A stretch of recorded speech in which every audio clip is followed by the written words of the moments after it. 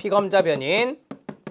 이것도 간단하게 약수를 쭉 해보겠습니다. 제가 이제 설명 같은 경우는 오른쪽에 가로 넣기로 다 해드렸으니까 그냥 간단하게 피검자의 심신 상태에 영향을 줄 수가 있겠죠. 그 다음에 불안, 검사에 대한 불안 반응까지 쓰면 더 좋겠죠. 불안 반응이 있다. 이런 것들이 여기에 들어가고요. 그 다음에 세 번째가 수검 능력.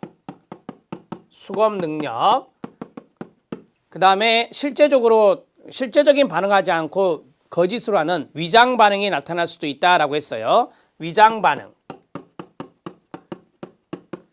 그 다음에 동기. 수검에 대한 동기. 검사에 대한 동기라 할까요? 검사에 대한 동기. 그 다음에 이전에 검사를 받았던 경험도 영향을 줄 수 있어요. 검사 경험과 코칭.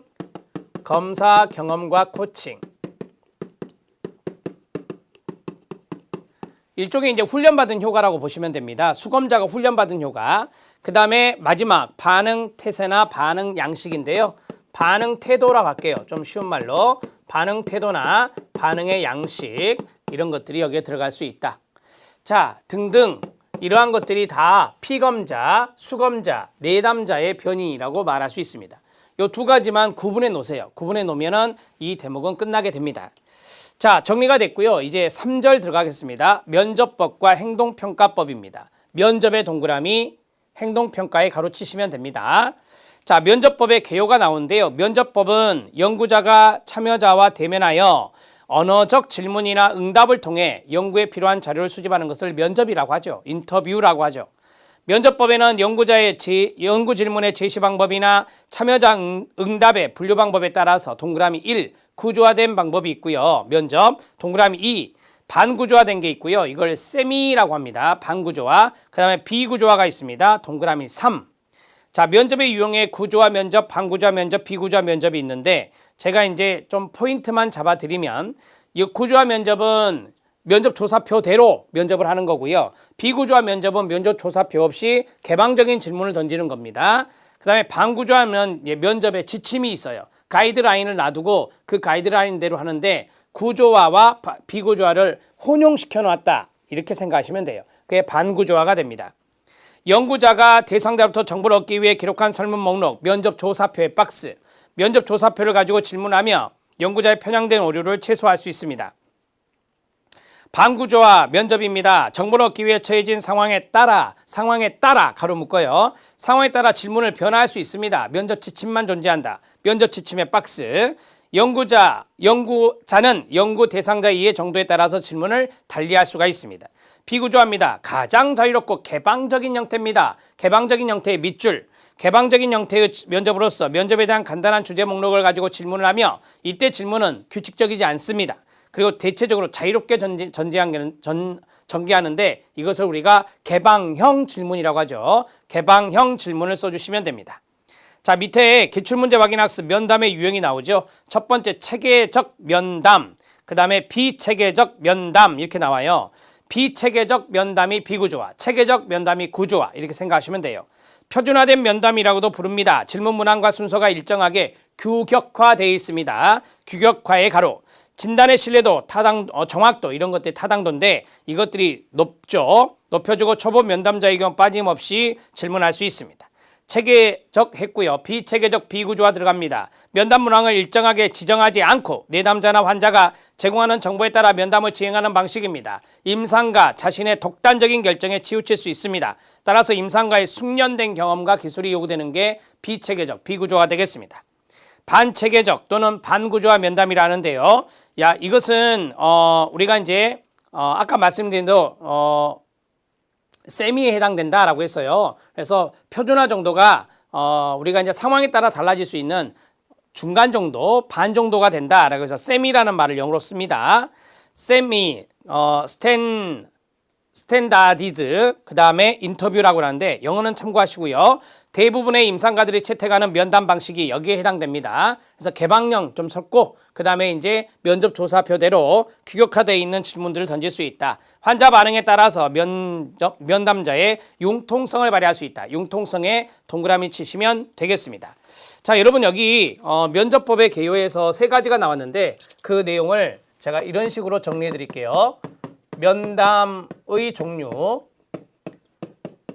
면담의 종류에서 첫 번째 1번은 뭐였냐면 구조화 면접이었다.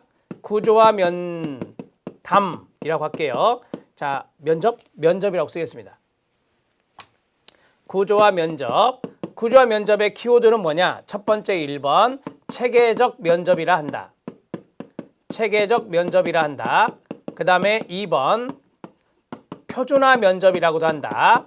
스탠다드라고 돼 있잖아요. 표준화 면접이라고도 한다.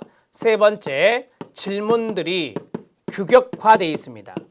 질문들이 규격화돼 있어요. 네 번째 우리가 이제 면접 조사표가 있죠.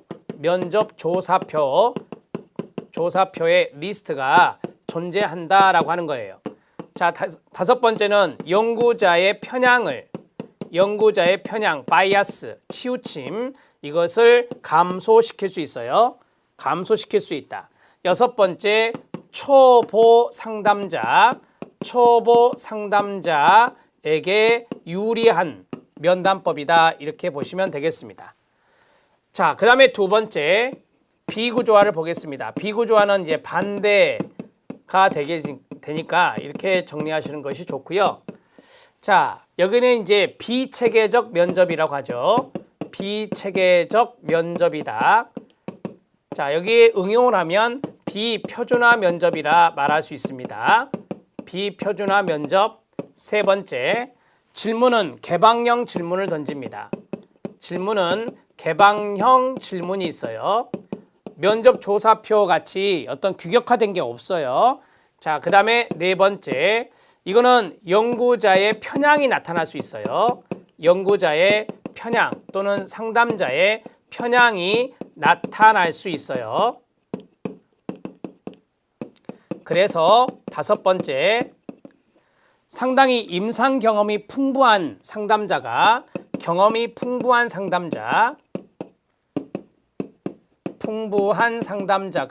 활용하는 것입니다.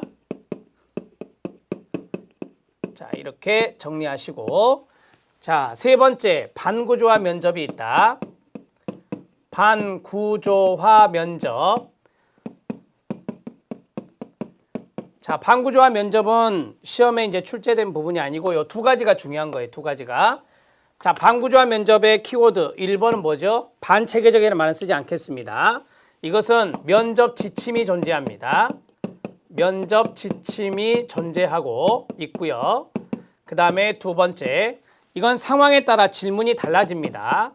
상황에 따라 질문이 달라집니다. 자, 그리고 융통성이 있겠죠. 예, 융통성이 있어요. 상담자의 융통성이 발휘될 수 있는 거고요. 자, 이 반구조화 면접이 가장 많이 활용되는 것이다 라고 했습니다.